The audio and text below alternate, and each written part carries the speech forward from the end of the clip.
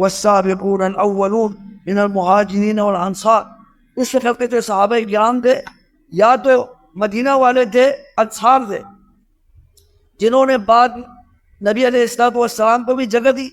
آپ کے ساتھ جو مسلمان جو دیگر علاقوں سے جو مکہ والوں نے تنگ کیا، تو آپ علیہ السلام نے ہجرت کر کے آئے، آپ کے ساتھ صحابہ کرام تشریف لائے، قریش کے لوگ، دیگر لوگ آئے، قبائل سے مختلف قبیلوں سے لوگ آئے، ان سب کے لیے انہوں نے جگہ دی. یہ انصار، ان کے لیے بہت بڑا ایک اعزاز ہے کہ انہوں نے اللہ اور اس کے رسول کی جو دین کی تائید کی، نصرت کی، اپنے مال کو قربان کر دیا.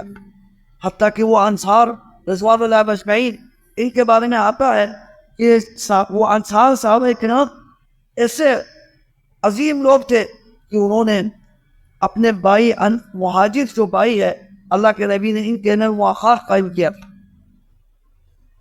مہاجر کو انصاری کے ساتھ اس کو بائی بنایا تھا، تو ایک انصاری ایک مہاجر کو بائی بنایا. انہوں نے سب کچھ قربان کر دیا، ان کے لیے دینے کے لیے تیار ہوا. حتیٰ کہ ایک صحابی ہے سعد بن معاذ رضی اللہ تعالیٰ عنہ، انہوں نے اپنے مہاجر بھائی حضرت عبد الرحمن بن عوف سے کہا کہ میں اپنا پورا جائیداد آپ کو نصف کر کے آپ کو دینا چاہتا ہوں، آپ قبول کریں. حتیٰ کہ اس نے یہاں تک کہا، کوئی کہہ سکتا ہے کوئی انسان کے تاریخ انسانیت میں کیا اس کی کوئی مثال ہے؟ ایسے انصار تھے، اللہ کے نبی کی نصرت کرنے والے، دین کے نصرت کرنے والے، مدد کرنے والے، کہ دین کے خاطر جنہوں نے ہجرت کر کے مدینہ جو آئے تھے، ان کے لیے انہوں نے سب کچھ پیش کیا. انہوں نے کہا کہ میں اپنے پورے جائیداد آپ کو آدھا کر کے دینے کے لیے تیار. اور اگلی بات انہوں نے یہاں یہ بھی کی کہ انہوں نے کہا کہ میری 2 بیویاں ہیں، ان میں سے آپ جو پسند کرتے ہیں وہ آپ پسند کریں، وہ اس کو میں طلاق دے دوں گا، وہ عدت سے نکل جائے گی تو آپ ان سے شادی کریں. یہاں تک کہا.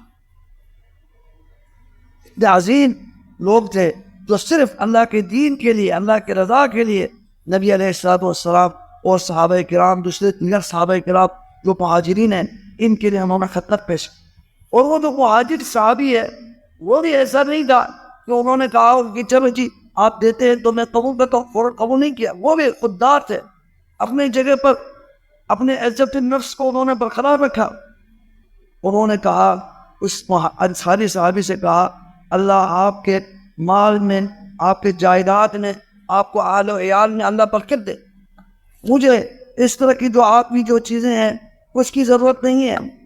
میں خود ایک تاجر قسم کا آدمی ہوں، اگرچہ میرے سارے جائیداد میں مکہ میں چھوڑ کر آیا ہوں، وہ تو میرے لیے حرام ہے.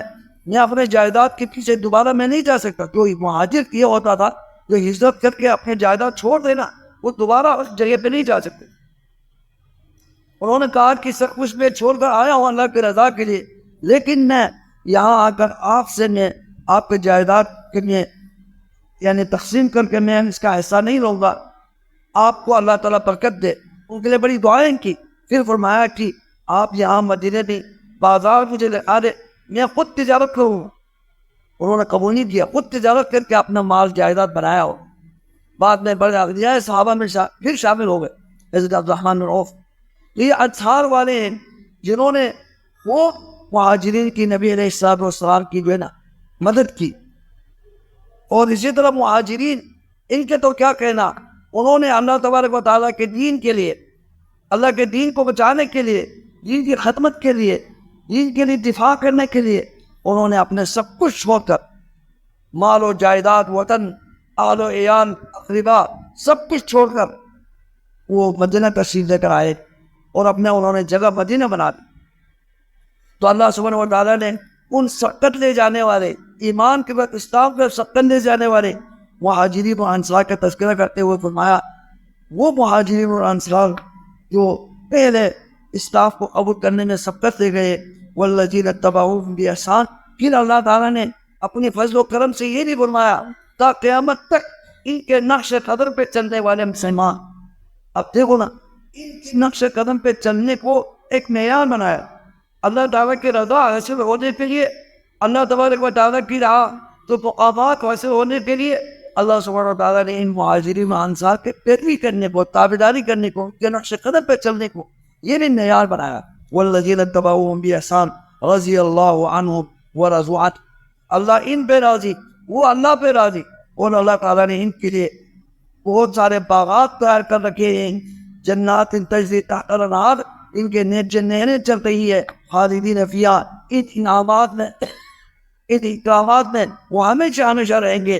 ذالک الفوز العظیم، یہ بہت بڑی عظیم کامیابی۔ دیکھو آج یہ مہاجرین انصار کے نام لے کر ان کو اللہ کے رضا کے سرٹیفکیٹ دیا اور جنت کی خوشخبری سنائی۔